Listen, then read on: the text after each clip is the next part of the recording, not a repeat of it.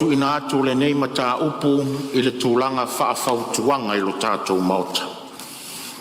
E more sila fia, ua atu lasi ma o lo whaawau pea o na whaasala lau whaalau i tele, i ala ese o so inga whaona po nei, ni la fonga matu ia tau whaaleanga re taitai o le tuangai e whaasanga mai, i le tofi o le Fofogafetalai po le nofoa. I le puipuinga o le Mamalu o le tōwhinga o le Fofogafetalai o le Palemene o le atunu. O le ala tonu leo le nei whaasisilanga mo le sila fia manino o le paia o le Palemene, ma le whaafonga tāpua i mai o lo tātou atunu.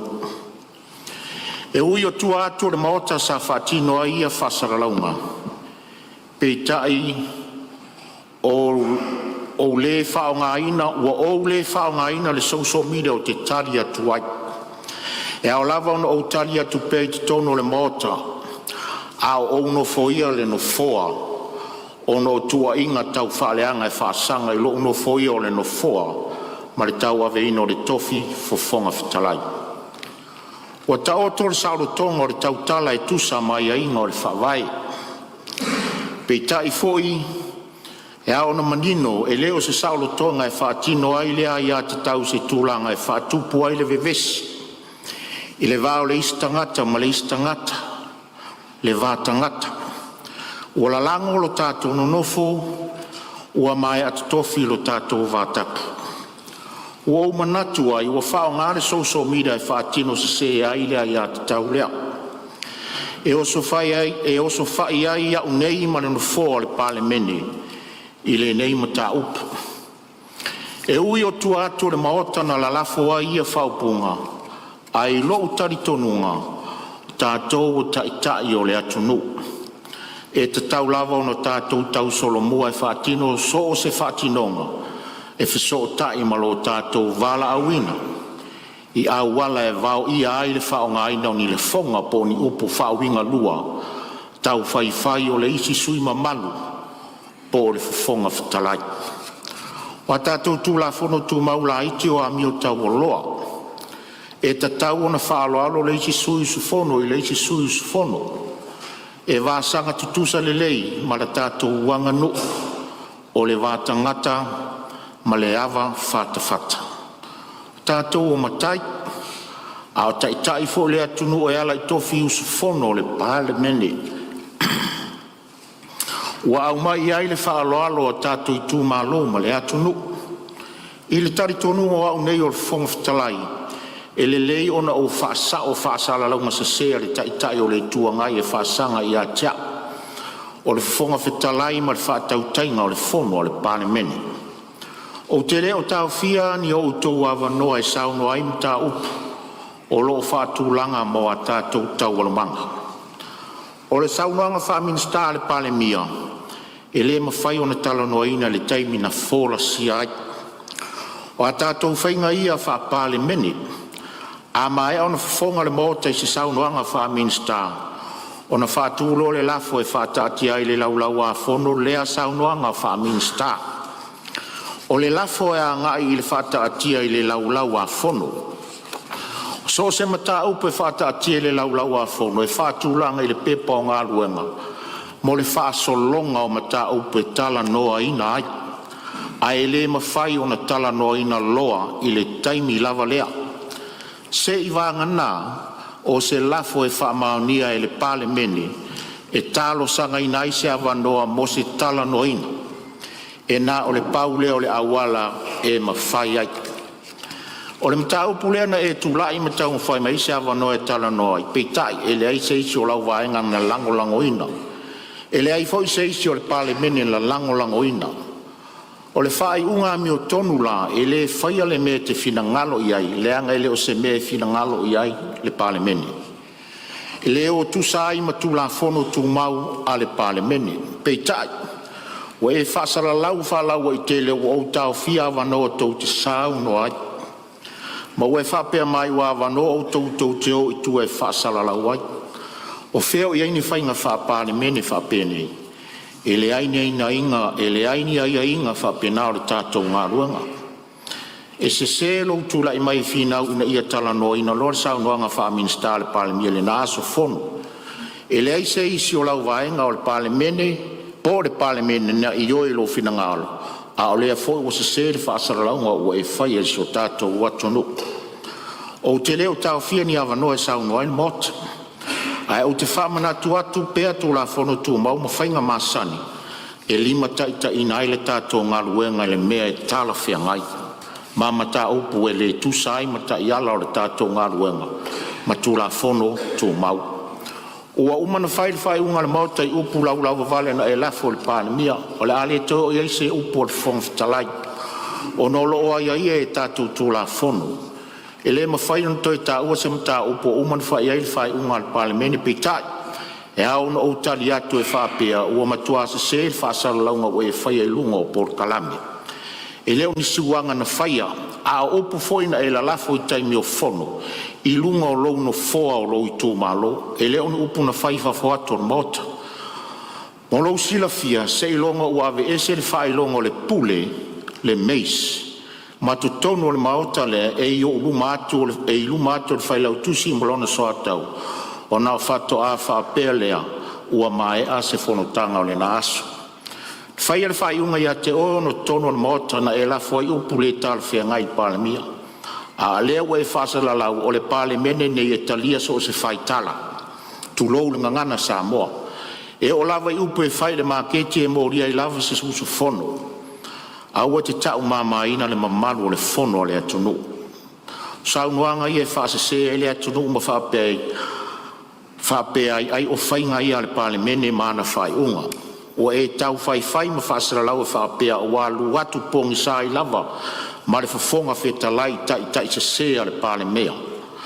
Ua mai mau lo whalo alo atu. E le whaia whapea nā la unga ruenga. So ia tātou te whaasese le atunu.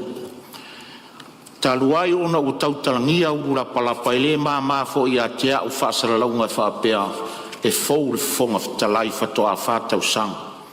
E vai e fou se tama e le malamalama. O lona winga, ia e valea le Fofogafetalai tulou a Samoa. Ua mata ngā mata o maua laloina lo mātou wala awina le tau solomua ona la lafo.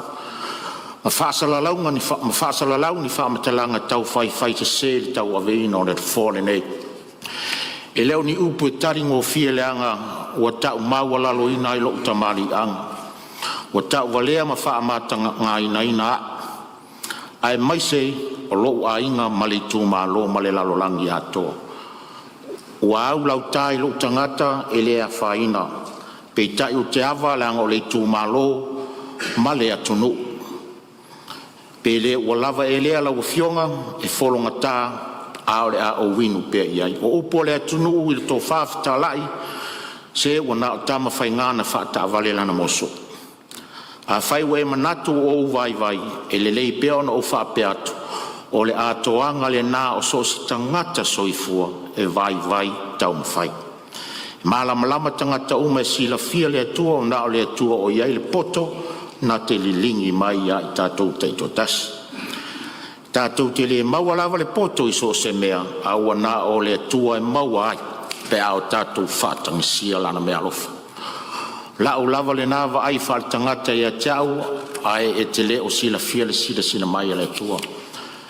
Ia tātou tango fia ma o tātou whaaloloia le no fōa le Palemene o le no fōa le atunu.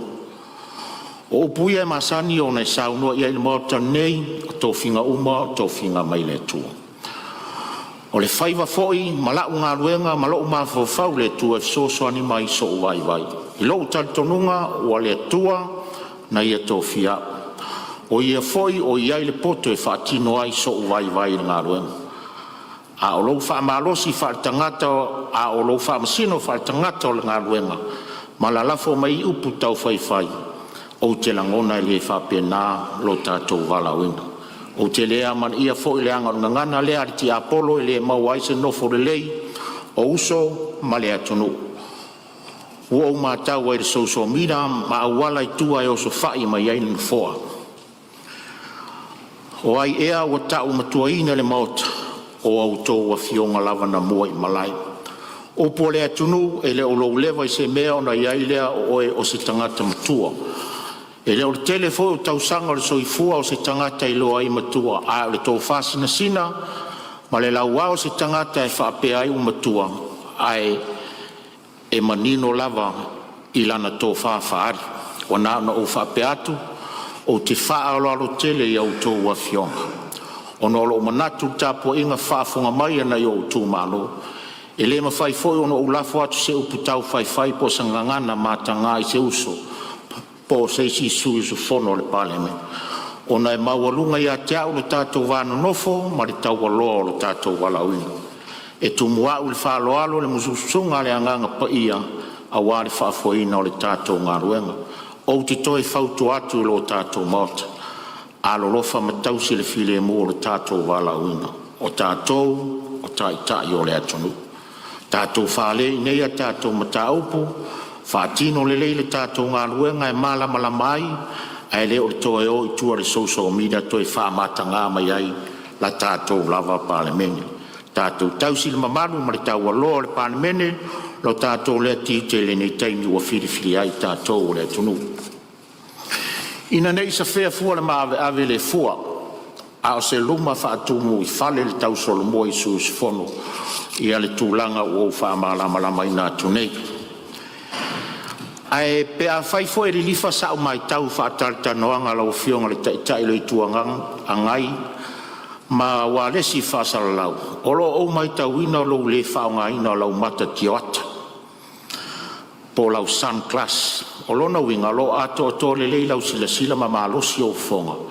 Ai ono lo nau tai le lei sila mai le atunu i lau fi au tau mole lea whaatal noanga ma le forsanga. Pe tai o mai tau ina pere no folo whaonga ina o lau mata tioata. A o ese e lo no foa o whaanga soro tau o manga al Palemene. E ui e leo se mata tioata whaitau tusi e whaonga ina. I a tātou whaamaumaunga. Ono o manatu lea o Fofogafetalai. Se i vanga la lava o tau limaina se whaamauninga mai se fo mai o fofonga po mata. E te tau wai ona e whaonga ina se mata tiota a vea o se mata tiota whaitau tusi. Ono o whato ata lia lea. Ai mori taimine i malia lo finangalo. O le ale e toi whaatanga ina le Fofogafetalai ona e toi no fo ia le no foa. O loutu maa lo i te tonu o le Palemene. Whaatasi malau mata tiota o lo e whaonga ina. E lea whaina o loutu lai ese maran foa, au le usuia pe ua mai au usuia le tātou whamtanga. O au whaasisi lātu le neim tā o pulo unau tā ia malu le tau aloa o le Palemene ia i tātou uma. Tātou lava e mamalu ai, o tātou fo e tau leanga i nai lo tātou taimi le Palemene. E leo se mta upu e talanoina, a o avatu whaafautuanga mo lo tātou mamalu. O fōne nei tau sanga, i alo lofa ia i o tātou whaafou whaatasi o tātou nganga, ma i o tātou tutu whaatasi mo lo tātou valawina, ma lo ua nganga whaaloalo.